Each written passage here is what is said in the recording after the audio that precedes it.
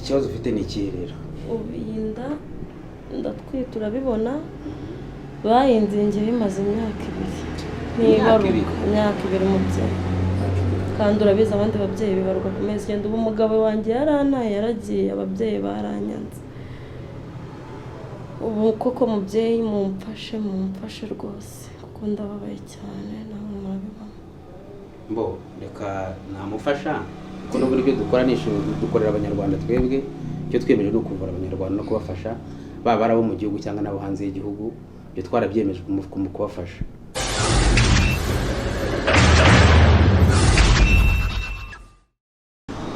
ndabasuhuje yemwe mbahaye n'ikaze bakunzi b'ubuzima Nyabwo TV. Aka kanya turi i Nyamirambo munsi ya stade regional naho twakurikiye umudamu n'umudamu umaze iminsi amamagaye ku murongo wa telefone ansaba ikiganiro arambwira ati nahuye n'ikibazo gikomeye. Uyu mudamu ngo yazingiwe inda amaranye inda imyaka igera kuri 2 guys, imyaka 2 atwite inda atarabasha kuyibaruka.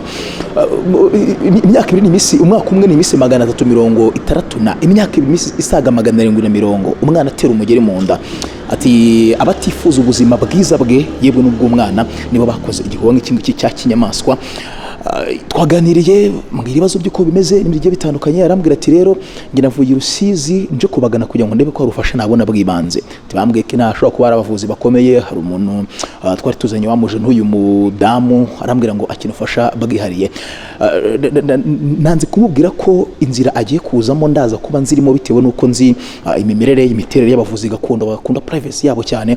Ariko right now ndi kugerageza ngo ndebe byibura ko ikiganiro nakoze bwa mbere ngaragaza yuko uyu mudamu aremerewe, ngaragaza yuko uyu mudamu atigeze ahirwa no kuba yatwita ngo bigende neza kubera abatarifuzaga ubuzima bwe.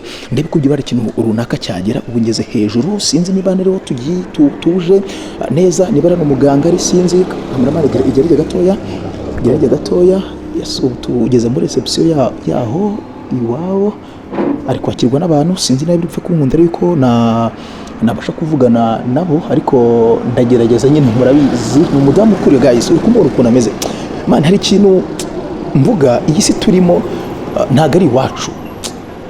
Umuntu iyo yifashaga yemukira mugenzi we ngakamuzingenda yaze nawe ubwe ntago azinginda yazinzwe nande, ariko ngakeka ngo bakeba be nga bakundaga umugabo we ngo umuryango wabo ngo ntago bamukundaga umugabo, batifuza ko umwana avuka, batifuza umwuzukuru wabo. Can you imagine imyaka igera kuri 2 umudamu atwite inda, umwana atera imigero umunsi ku wundi guys. Ni ibintu biri biteye ubwoba by the way.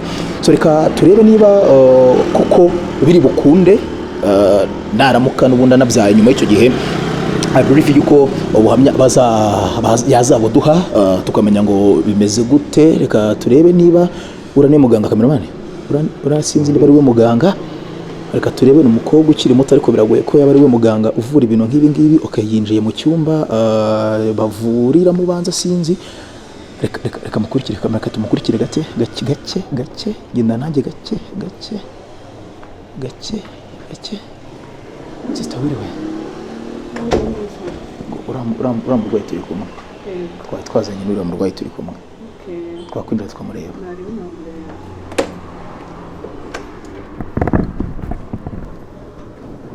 Wiriwe muga uyu murwayi twari turi kumwe n'uyu murwayi. Twari turi kumwe afite ikibazo gikomeye cyane. Twaganiriye bwa mbere atubwira ko aje kwivuza aha ngaha. Twe turabanyamakuru dukorera ubuzima Nyabwo TV. Twagira ngo tuganire turebe muga nakira umurwayi muga twakoze ikiganiro mbere tubwira ikibazo afite yuko yagiranye ikibazo yagize ikibazo cy'ubuzima ndayikazingwa imyaka igera muri ngahe. Turavuga tureka tugerageze turebe ko wenda aho aje kwivuriza twaje n'abatabizi turebe ko wenda ibyajemo byakora cyangwa ari ibintu byakunda. Yego mubyeyi agomba kubisaba nawe bakunjira gutya ntago twari tuzahanaje tutakubeshye. None se ku kimwe mutabane nibara ngo mu duce kuri reception baduhaye karibu baratubwiye ati mwinjire murebe muganire. Yego umukobwa uri nduye kuri reception. Nese mwambabare basi nkamaza nkabura umurwayi none niba mungeneye mukaza kwa muzanye musibye ko ngenda byeme kuvuga mbyemere rwose kugira ngo nibura munjira n'umutanzabye uburenganzira. Urumva hari abantu babonye ikiganiro cya mbere tuganira n'umurwayi tumubwira ukuntu bimeze, bakwifuza kubona ko imikirire ye wenda agizwe n'umuganga bakizera wenda n'imbaraga ziri bukoreshwa aha ngaha, ndabona mufite imiti gakondo yemwe n'ibindi wenda kugira ngo tuvuge ngo hari ubuzima bwari bwagiye kwangirika bw'umwana mutoya ariko hari umuganga wabugaruye. Twereke abanyarwanda ibikubiye muri ibyo ngibyo byose. Sinzi niba batwemerera wenda ntacyo bibangamiye abakuru, nanjye nje nikandagira ntago n'ubwa mbere ngeze mu nzu nk'iyi ngiyi, ariko niba byakunda wenda natwemera tukaganira gatoya tugafata amashusho gatoya, kuko uyu mama arababaje pe, uyu mama arababaje, yavuye Rusizi dusanze, arababaje nanjye ndabibona ko babaje, ariko hari n'undi wababaje nkawe wenda sinzi niba dukundira tugafata amashusho mato basi, mato gusa, amashusho mato kandi mato yo amashusho rwose igihe ndumva bitari ngombwa, mwari kura nkavura umurwayi rwose, turi kuvura umurwayi basi se nyuma yo kuvura umurwayi tuganiriza nabaganiriza, ariko nimba mwumva wenda mufite amatsiko wenda ku buryo umurwayi bamuvura, icyo ni kimwe mu by'ingenzi mfite rwose ubitwemereye. Ntabwo nzi ko ngiye mbere yuko azahanga mwari mwabanje kubonana nawe, twakoze ikiganiro gisanzwe. Aha ni ku ivuriro ryo kwa Matovu ni ivuriro gakondo, njye bita Matovu, yego, nkaba ndi umuvuzi gakondo, umaze imyaka 23 nkora no mu mwuga, nasigiwe na data, yego. Niyo mpamvu rero ubona nyine hari abantu b'abarwayi benshi bagenda bangana bitewe wenda n'ubunararibonye mfite mu bintu byanjye, kandi ni ibintu byanjye nkora mazemo imyaka myinshi. Yego. So ubwo nk'umubyeyi, nk'umuntu mukuru, ubwo turumvishije ikaze urariduhaye. Hababaje uyu mudamu kuruta twebwe mbere na mbere, wenda n'abandi wenda nkabo. Umubyeyi we musanze nanjye ariko nyamwakira, nari naramubaza aho akomotse, ariko wenda noneho namubaza kugira wenda mufashe icyamugenzaga ntikemure, nta nubwo arambwira ikimugenza, kuko mwinjiye nawe mwinjiranye. Yego. Mada bakwitane bamwita Daforoza umubyeyi. Daforoza komotse yese kandi ubu naraye ngenda nkomotse ahantu hitwa Rusizi. Rusizi mu karere ka Rusizi? Yego. Ese Rusizi nta bavuzi gakondo bahari? Ngira ngo rero ugenda ubwigere nangaha. Naragenze rwose muganga ntaho nageze, gusa hari umuntu wambaye amakuru ko hari umuganga ukorera aha ngaha, baramugezeho ngo mfashe mubyeyi. Ikibazo ufite ni ikihe rero? Ubinda ndatwite urabibona, bayinzingiye bimaze imyaka 2 ntibaruka, imyaka 2 mubyeyi, kandi urabizi abandi babyeyi bibaruka ku mezi 9. Ubu umugabo wanjye yarantaye yaragiye, ababyeyi baranyanze. Ubu koko mubyeyi mumfashe rwose, kuko ndababaye cyane, namwe murabibona. Mbo reka namufasha, kuko n'uburyo dukorera abanyarwanda twebwe, icyo twemeje ni ukuvura abanyarwanda no kubafasha, baba ari abo mu gihugu cyangwa n'abo hanze y'igihugu, ibyo twarabyemeje mu kubafasha. Rero twebwe tuvura mu buryo bwinshi butandukanye, ngira ngo murabona murinje musanze dufite imiti gakondo, murayireba, ni imiti mu moko abiri atandukanye. Hari imiti ishobora kuvura indwara zisanzwe, inzoka, amibe, telekomunase, igifu, impyiko, ibintu nk'ibyo ngibyo. Hakaba n'indi miti twifashisha muri cya gihe, urabizi ko abanyarwanda bagira indi migenzo yabo. Iyo miti no tuyifashisha mu gihe habaye ikibazo nk'icyo kidasanzwe, bazinze nk'ubyeyi nkuko bamuzingiye ku nda, hari abo baroza amahembe, hari abo basharishe ku misozi, hari babandi bafite imiryango yabo yahoze itunze ibintu bya gakondo, iterekera cyangwa ibandwa, bagiye bajugunya batazi ko bajugunye ikagenda ibagaruka. Iyi nacyo niyo pariti y'iyo miti dukoresha, ndetse n'ubundi buryo bwacu bw'imbaraga zacu nyine, nkuko nyine turi gakondo, kuko gakondo hakubiyemo ibintu byinshi cyane. Rero uyu mubyeyi namufasha kugira ngo nibura nawe niba avuye Rusizi umuntu amufashe, ntabwo ari ibintu bikomeye cyane, nuko nyine abanyarwanda burya nyine ngo myaka 2, ariko iyo abageze hano byarakemutse, tuba twaramuvuye, kuko abantu benshi icyo kibazo njye ntibakemurira. Madame ngira ngo hari abakwakira ariko bagukoreye ifishi bayikoze, bafata rino cumu. Oya yicara nta kibazo, yicara, ndabona nani yicara, kandi amaguru ntuyasobanye yatandukanye, rifatisha amaboko abiri.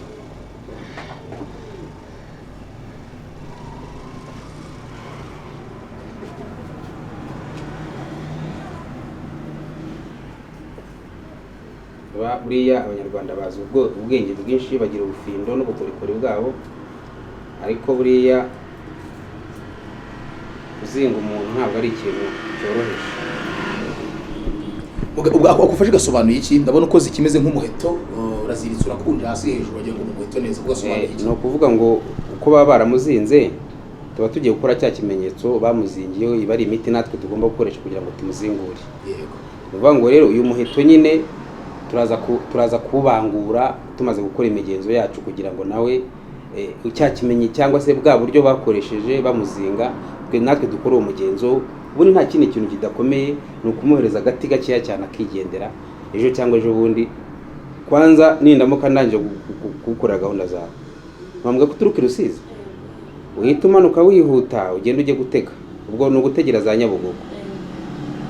Ejo cyangwa ejo bundi zamaze kubyara, kuko ibi ntabwo ari ibintu bigoye cyane. None icuma uwo mucigatije ryo, iri cumu nyine naryo icumu ni icumu, ni urumva ni bimwe twifashisha muri ya migenzo yacu yo kugira ngo tube twazingura umuntu bazinze. Kuko urumva byo hari ibyo baba barakoze nabo ubwabo, ibyo natwe nibyo tuba tugiye gukoresha mu mbaraga zacu twahawe n'abakurambere bacu, kugira ngo nibura tumufashe n'umubyeyi nawe arebe ko yashyira imugongo. Bakunzi b'ubuzima Nyabwo TV, turi kwa muganga n'ubundi twageze muri guturemererwa ari byo kuzingazinga, sinzi niba ari inshuro bamuzinzemo. Icyubahiro ni cyose kwa muganga, umubyeyi yavuze uratuza, umuheto mu icumu, sinzi turebe, sinzi ibyo ari gukora. Arengeje icumu, umusirikare kandi igihugu akanazinze icumu aracyaricigatiye ryo, azanye ibyatsi ntazi ngo ni ibiki, mbona byumye. Uruhindu narwo ufata, hanyuma rero uraza kwihangana gatoya turebe ko twagufasha.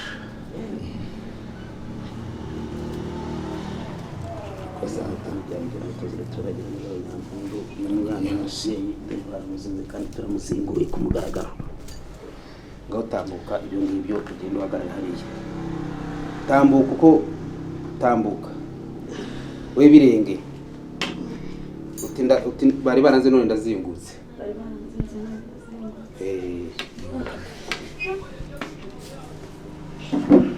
muganga ubu birabaye, birarangiye. Ikintu gisigaye ubu ngubu nta kindi, ni uko nyine abanyarwanda bazi ubwenge bwinshi. Ubu nta kindi gisigaye, ni ukumuhereza agati akaza kukanywa ageze mu rugo.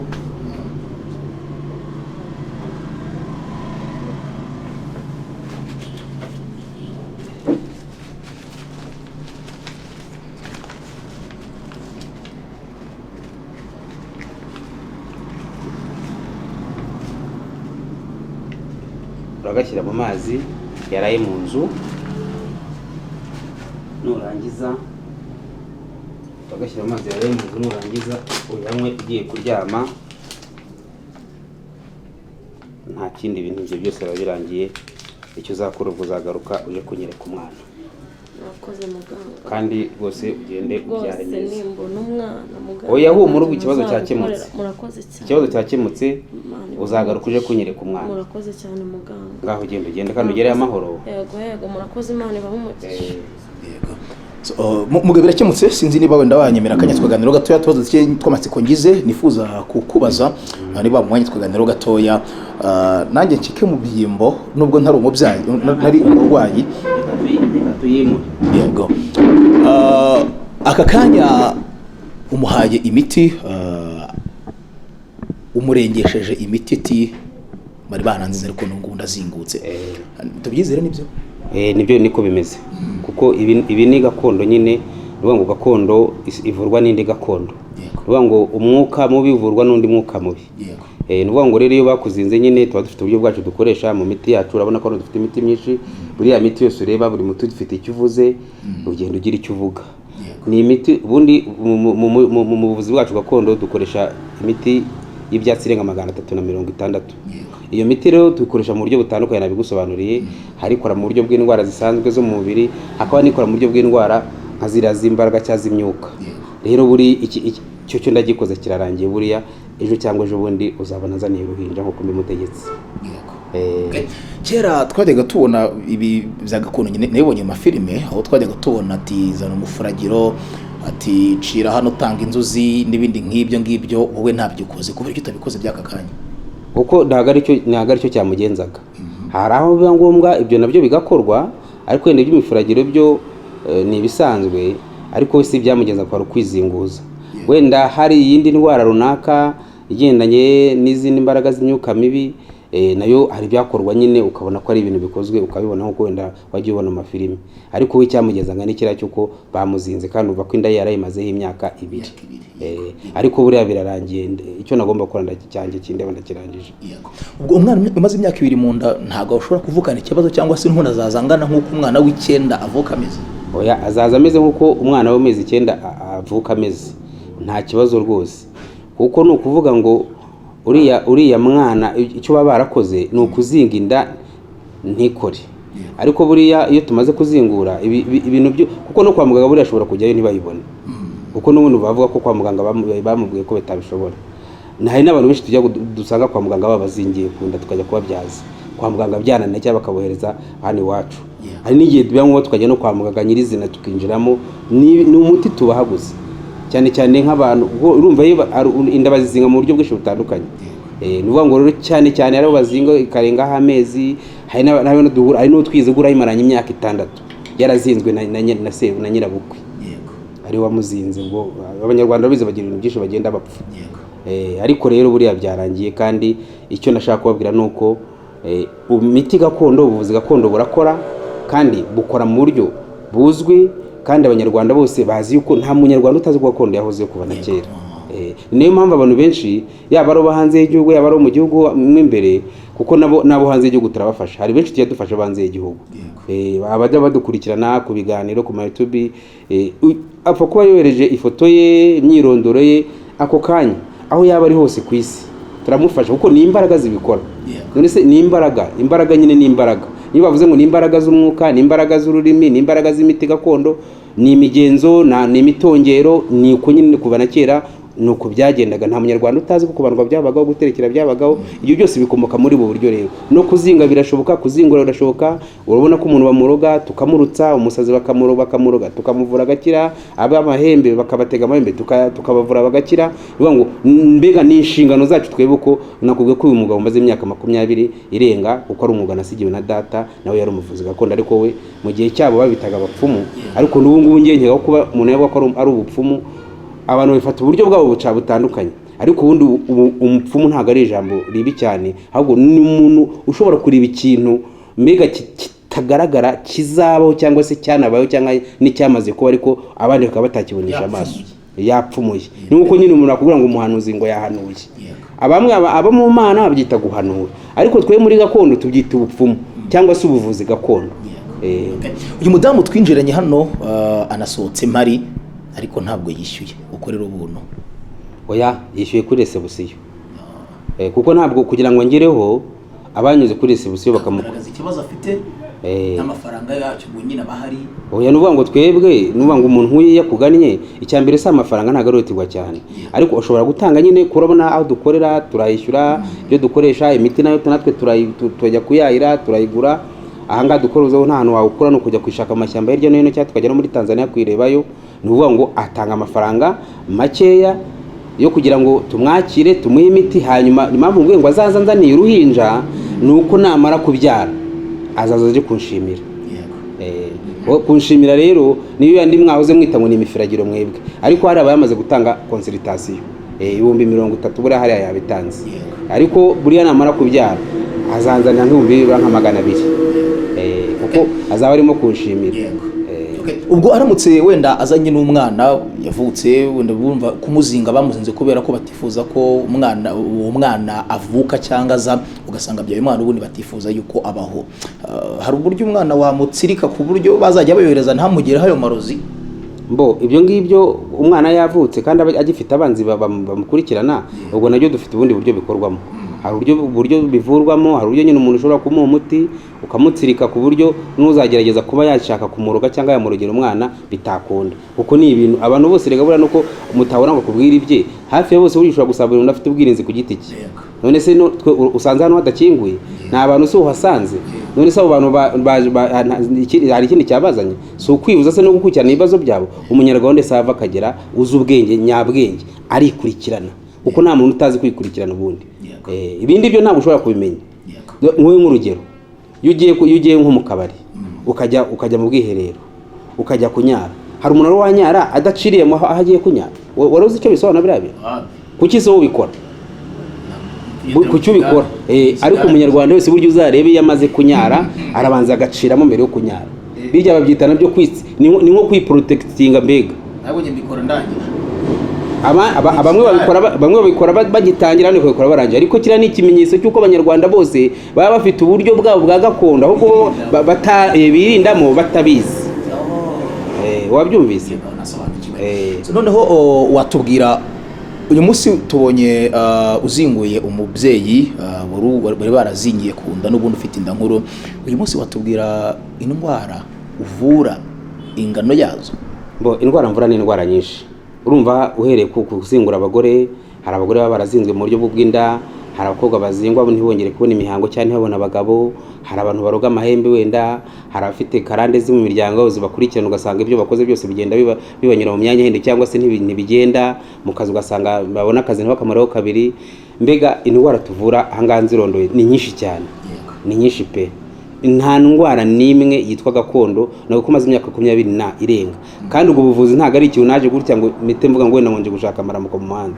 Ni ubuvuzi narazwe kuko niyo wagera ku musozi wacu ukavuga izina rya data, ni umuntu uzwi cyane nk'umuvuzi gakondo, wari uzwi mu buryo abantu benshi bari bamuzi. Urumva rero mu rwego rwo kugira ngo ahamare gutabaruka, ubwo urumva nakwise nkomeza umwuga, ariko ni ibintu nabwo yabanje kumpa, ntago ruvuga ngo narabyihaye kuko urumva yarafite n'abandi bana, ariko ahitamo ko ari byo bakurikirana uno mwuga no kugira ngo nyamfashe abanyarwanda. Kuko nk'abantu usanga bafite baraterekeraga bakabyihora bakabireka, ariko ugasanga abana babo ntibazi ibyo ari byo, ugasanga bari victim y'ibyo bintu by'imiterekero yabo cyangwa n'iki no kubandwa. Ibintu byose bagenda bageraho bagenda babibura mu buryo bwa hereho, akazi bakakabura, ibyo bakoze bigapfa. Uje ugasanga bene wabo banyirasenge baramutuma amahembe, baramutumiroza bapfa imitungo, ibintu nk'ibyo ngibyo. Abo bazingira ku mada, abasore bajya gushaka bikanga, abakobwa baproposwa ubukwe bigapfira bigapfa kandi byari byeze kuri finali. Mbega ugasanga umuntu afite imyaka atazi aho yavuye. Ibyo byose turabafasha, tukabafasha abantu ibintu byabo byose bigasubira ku murongo, yaba ari mu gihugu nabo hanze y'igihugu. Wakomeje ko ngo abantu bo hanze yo mu gihugu, umuntu hanze yo mu gihugu umusuzuma gute ngo ubone wenda uburwayi afite, umuvura gute, umutumugeraho gute, ubikurikirana gute ku muntu uri hanze y'u Rwanda? Muri hanze y'u Rwanda nabikubwiye, yohereza amafoto, akoreza imyirondoro ye, kuko nk'urugero ushobora kuvunika nkakunga uri nkongo igicucu. Ushobora kuvunika nkongo igicucu, nese nzi igicucu ba wahageze. None se urumva uwo hanze we yananira kugira ngo mukurikirane? Muri za mbaraga, muri bwa bushobozi bwacu dufite turabikora. Hari abajyavuga ngo mwe muvura mwanica, ushobora kuba ari namwe nyine muterereza abantu ibintu byo muvura niba biteje mu nganya imbaraga. Ntabwo byatuma umuntu agutinya kukugana nzu wenda yingi ndabo nyine civilize, izindi zaziri mu bucuma bwinshi, amahembe, impu n'indije bitandukanye, gatuma umuntu ashobora kuba yabatinya. Ntabwo twe turavura ntitwica. Niyo principale yacu, niyo principale navutse sanga. Ni no mpamvu nyine turi ngo tuvure abandi barozwe. Hari abarozi ukwabo, hari n'abavuzi ukwabo. Ariko abantu bifata mu buryo butandukanye. Umuvuzi abafite impano yo kuvura, ntabwo bafite impano yo kuroga. Rero dufite impano zo kuvura, ntabwo dufite impano zo kuroga. Niyo mpamvu duhari ngo tuvure abarozwe. Yego, ni ibyo ngibyo nta bindi. Reka nkore kuri wenda unakomeza n'akandi kazi mu bandi, ariko ntago nasoza utamaye nimero ya telefone, kubera yuko hagize umuntu wabonye kino kiganiro yifuza kukugana akabona nimero ya telefone mfite yamerera nabi. Umuntu ashaka kugusanga ngo ugane ku ivuriro, adresse yawe niye ku buryo umuntu yakora mu buryo bworoshye ukamukurikirana ukanamuvura? Ni uvuga ngo adresse yanjye nkorera hano mu Nyakabanda rugura Green Corner. Ni Kigali Nyamirambo. Ubwo niko twahita ku bantu bari hanze y'igihugu, abo mu Rwanda barahazi, cyangwa se abaturuka za Burundi, abenshi tuvugana kuri telefone, abavuye muri Kongo benshi turavugana, abavuye muri Yepfo, uriya mwana ahantu yaturutse ngo za Rusizi, urumva nawe uburyo yamenye uko nkorera hanga, urumva nawe yaje abaririza. Ariko ni 078 24 28 676. Igihe utabonye iyo numero ufata indi 0790 45 7 waba izo zose ziba kuri WhatsApp, yaba uri hanze y'igihugu urabyemerera ko wanyandikira ukambwira ikibazo ufite nkagufasha, waba uri mu Rwanda urabyemerera ko wampamagara ukambwira ikibazo ufite nkagufasha. Ushobora kunsanga hano, hari nabo ushobora gusanga mu ngo iwabo bitewe n'ikibazo gikomeye, abantu bagitunze za nyabingi mu ngo zabo kandi bifuza kuzikura.